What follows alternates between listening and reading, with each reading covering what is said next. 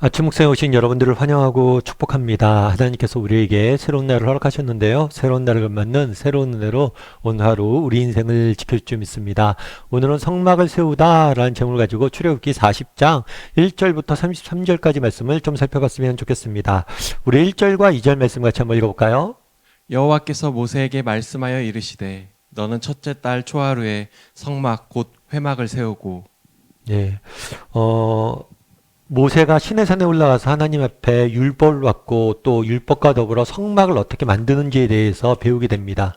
그런 다음에 하나님 명령으로 이 성막을 실제로 이제 건조하게 되죠. 만들게 되죠.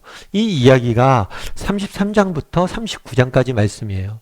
그래서 33장부터 39장 말씀을 여러분들이 쭉 읽다 보면 이전에 성막을 어떻게 만들어야 되는지 모세에게 했던 설명이 반복되는 것처럼 느껴질 수 있습니다. 그런데 이것은 단순히 반복되는 게 아니에요. 하나님께서 정말 명령하신 대로 어떻게 성막을 만들었는지, 그래서 하나님의 명령에 대해서 정확하게 따르고 있는 모습들을 보게 돼요. 우리 중에 우리가 이제 믿음 생활하면서 갖고 있는 문제 중에 하나는 뭐냐면 적당히가 아닐까 싶어요. 적당히. 이 정도면 됐어. 그러니까 하나님을 안 믿는 것도 아니에요. 그럼 정말 하나님의 믿음은 어떻게 믿어야 돼요? 열심을 갖고 믿어야 돼요. 그런데 대부분은 뭘 하는 거예요? 적당히 믿는 거예요. 적당히. 그러다 보니까 우리 생에 정말 하나님 주시는 은혜나 그런 하나님 주시는 그런 기쁨들을 맛보지 못하는 경우들이 많죠. 그러니까 적당이라고 우리가 생각을 하지만 사실은 신앙생활에서 적당이란 건 없어요. 마치 물을 거슬러 올라가는 배처럼 가만히 있고 적당히 쓰려고 그러면 뒤로 후퇴하는 거지 결코 앞으로 나가지 못해요. 내 성경에서 가장 많이 등장하는 단어 중에 하나는 뭐냐면 열심을 내라는 거예요. 열심을 내라. 그날의 33장부터 39장까지 이스라엘 백성들이 성막을 짓는 모습들을 보게 됩니다. 여기서 우리는 무엇을 보게 돼요? 정말 하나님의 하신 말씀대로 정확하게 열심을 내서 그대로 모든 것들을 이루어가는 모습들을 보게 돼요. 우리도 이런 열심들이 조금 있어야 될 필요가 있는 것 같아요. 한번 점검해 봐야겠죠. 나는 어떤가? 나는 적당히라는 함정에 빠져 있지 않은가? 적당히 무엇인가? 정말 예수도 적당히 믿고 또 적당히 무엇인가 하려고 하고 있진 않은지. 그래서 우리도 정말 하나님의 말씀에 대해서 믿는 사람으로서 열심을 낼 필요가 있어요. 그런 다음에 하나님께서 말씀하시죠. 뭐라고 말씀하시냐면 여호와께서 모세에게 이르시되, 그러니까 39장까지 성막을 만드는 법에 대해서 다시 배우게 되고 그 다음에 40장에서 이제 성막을 세우라고 이야기를 해요. 여호와께서 모세에게 말씀하여 이르시되 너는 첫째 달 초하루에 성막 곧 회막을 세워라 라고 이야기되어 있어요. 그러니까 준비를 마쳤으면 이제 성막 재료를 다 만들고 준비를 마쳤으면 세우라는 거죠. 성막은 일종의 천막, 텐트라고 이야기를 했죠. 그래갖고 첫째 달 초하루에, 이 첫째 달 초하루는 1월 1일, 우리나라로 얘기하면 1월 1일이에요. 특별히 지금은 출애굽한 지 1년의 시간이 지났어요. 그래서 1년의 시간이 지나고 그 다음에 첫날 성막을 세우라는 거죠. 그래서 1년 후에 이제 본격적으로 새로운 삶이 시작되었음을 여기서는 보여주고 있는 거예요. 근데 우리가 성경 이제 오늘 내일 보면 이제 출애굽기를 우리가 거의 다 마무리할 거예요. 근데 출애굽기 40장이 이제 출애굽기의 마지막 장이거든요. 근데 출애굽기 전체를 보면 굉장히 재밌습니다. 출애굽기 처음에 어떤 이야기로 시작되죠? 바로 왕의 집을 짓는 이스라엘 백성들. 바로의 애굽의 노예가 되어서 바로 왕의 집을 짓는 이스라엘 백성들의 이야기로 시작을 해요. 근데 출애굽기의 마지막은 무엇으로 끝나요? 이제 자유인이 되어서 노예에서 해방이 되어서 하나님의 집을 짓는 이스라엘 백성들의 모습으로 마무리되는 거예요. 이건 우리도 한 일종의 이거는 신앙의 모형이라고 할 수 있겠죠. 우리가 예수님을 몰랐을 때 과거에는 어땠어요?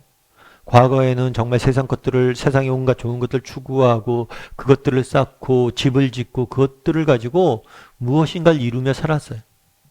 그렇다면 이제 예수님을 믿었다면, 우리가 하나님의 은혜로 그분의 자녀가 되었다면 우리는 무엇을 추구하며 살아가야 되냐는 거예요. 이 땅의 것들이 아니라 영원하신 하나님 나라, 하늘 나라를 바라보면서 그것들을 추구하고 살아가야 된다는 거예요. 그래서 출애굽기 전체의 메시지는 간단합니다. 어쩌면 과거에 우리는 어떤 상태였어요? 애굽의 노예되었던 이스라엘 백성들처럼 정말 세상의 어떤 것들 추구하며 살아가는 그 결과 우리에게 남은 건 뭐예요? 고통과 짐밖에 없었어요. 그랬을 때 하나님께서 은혜로 우리에게 찾아와 주셔서 우리를 해방시키시고 하나님의 자녀 삼아 주셨죠. 그럼 이제 너희가 무엇을 하면 살 거냐는 거예요. 우리가 해야 될 것은 무엇이에요? 하나님의 집을 짓며 사는 거예요. 정말 영원한 하나님 나라를 바라봄으로 이 땅에서 정말 하나님의 말씀에 순종하여 정말 하나님 나라를 이 땅에 확장하고 정말 하나님의 뜻대로 살기 위해서 노력하는 것, 그것이 우리가 추구해야 될 삶이란 거죠. 최근에 이제 제가 이제 친구들을 이제 예전에 청년부 때 친구들을 좀 만났어요. 근데 이제 친구들 만나서 오랜만에 받았으니까 이런저런 얘기하는데 나이 든다는 게 다 비슷하더라고요. 다 대부분 뭐 자녀 이야기, 자녀가 요즘 어떻다 이런 이야기하고 또 건강 이야기. 자녀하고 건강 이야기가 대부분의 이야기 주제예요. 얘기를 하는데 누가 그러더라고요. 형, 운 나쁘면 100세까지 요즘 살지도 모른대요. 그런 이야기를. 그래서 노후 준비를 잘해야 된다는 거죠. 그래서 사실은 요즘은 그런 생각도 들어요. 너무 오래 사는 것보다 좀 일찍 죽는 것도 복이 아닐까. 왜냐하면 너무 오래 사는데 건강이 오래 살면 상관이 없는데 삶의 질이 너무 떨어지니까. 너무 건강하지 않고 너무 힘들게 오래 사니까 그게 평균 수명이 늘어나는 게 반드시 좋은 일만 아니겠구나. 특별히 우리 믿는 사람들이잖아요. 우리는 이 생이 끝나면 하늘나라가 약속되어 있는 걸 믿는 사람들이잖아요. 그런 의미에서 이 땅의 삶에 너무 정말 길어나는 것도 좋지 않겠다라는 생각이 들더라고요. 그러면서 이런저런 얘기를 했어요. 이런저런 얘기를 했는데 어떤 얘기도 그 후배가 그런 얘기를 해서 요즘은 아이들 보험이 나오잖아요. 보험이 나오는데 100세 만기 보험도 나온대. 100세까지 살지 모르니까 100세에 대해서 만기가 돼서 타는 보험금도 있는 거죠. 참 놀랍다. 그래서 요즘 노후 준비 뭐 이런 얘기 많이 하잖아요. 그래서 예전에는 70세 뭐 80세 살았는데 요즘은 90세 100세 살다 보니까 이 노후를 준비해야 된다. 그래서 30대 40대부터 젊은 나이부터 노후를 준비해야 된다고 이야기하죠.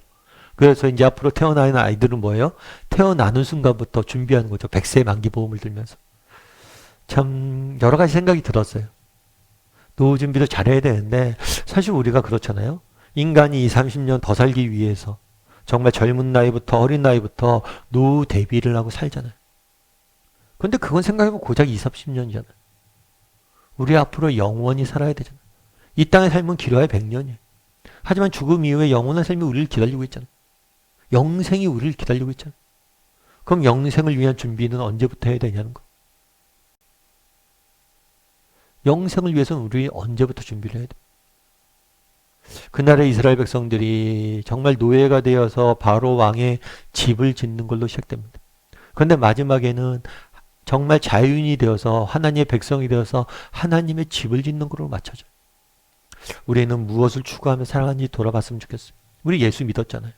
예수 믿었으면 과거처럼 우리가 예수를 믿는 것을 모르는 사람처럼 이 땅의 것들만 우리가 정말 추구하며 살아가면 안 되잖아요. 그래서 나는 무엇을 추구하며 살아가는 사람인지, 그리고 정말 영원이라는 시간들 속에서 정말 가치 있는 것, 의미 있는 것, 정말 영원한 하나님 나라를 추구하며 살아가는 사람인지 돌아보고 그것들 추구하는 사람이 되었으면 좋겠습니다. 우리 함께 기도했으면 좋겠는데요. 기도하실 때 오늘 말씀 기억하면서 기도했으면 좋겠습니다. 그날의 이스라엘 백성들이 하나님의 말씀대로 정말 하나님의 성막을 하나하나 꼼꼼히 지어가는 모습들을 보게 됩니다. 정말 그들이 얼마나 정확히 하나님 명령에 순종했는지 성경을 통해서 우리는 발견하게 됩니다.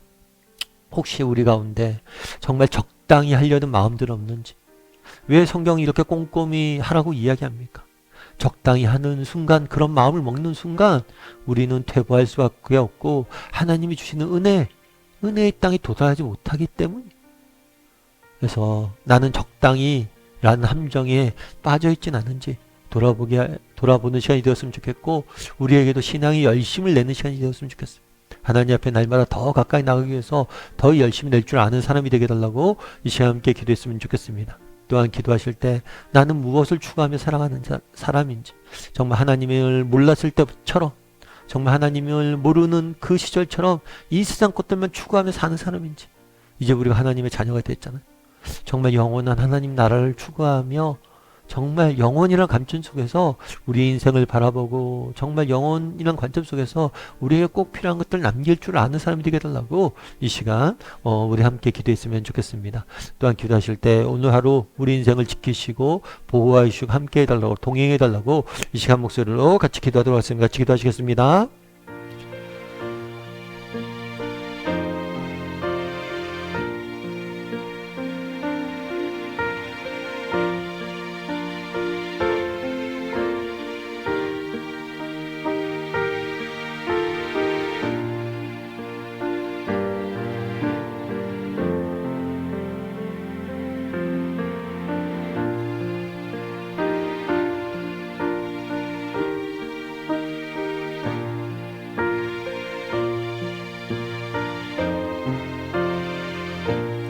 사랑의 하나님 감사합니다. 정말 그날에 이스라엘 백성들이 하나님 명령하신 대로 성막을 하나하나 꼼꼼히 지어가는 모습들을 보게 됩니다. 정말 우리 안에는 정말 적당이라는 그런 유혹에 빠져 있진 않은지, 정말 우리가 신앙이 열심을 내고 적당히 아니라 날마다 열심히 하나님을 바라보고 하나님을 향해 달려갈 줄 아는 우리 모두가 될 수 있도록 주여 붙잡아 주시옵소서. 아버지, 그날의 이스라엘 백성들이 바로 왕의 집을 짓던 이스라엘 백성들이 마지막에 하나님 나라의 집을 지으며 하나님의 집을 지으며 마치는 모습들을 보게 됩니다. 하나님, 우리는 무엇을 지으며 살아가고 있습니까? 무엇을 추구하며 이 땅을 살아가고 있습니까? 아버지 하나님, 정말 이 땅의 것들 헛되고 사라질 것들을 추구하며 살아가지 않게 도와주시고 영원히 변하지 않는 하나님 나라를 바라보고 영원한 하나님 나라를 추구하며 살아가는, 눈을 들어 하늘을 볼 줄 아는 우리 모두가 될 수 있도록 주여 붙잡아 주시옵소서. 아버지 하나님, 또 오늘 하루 세상 속에 살아가야 됩니다. 하나님께서 우리와 함께 해주시고 우리와 동행하여 주시고 우리를 통하여 오늘 하루도 일하여 주시옵소서. 하나님께서 우리와 함께 좀 있사오며 모든 말씀 예수님의 이름으로 기도드립니다. 아멘.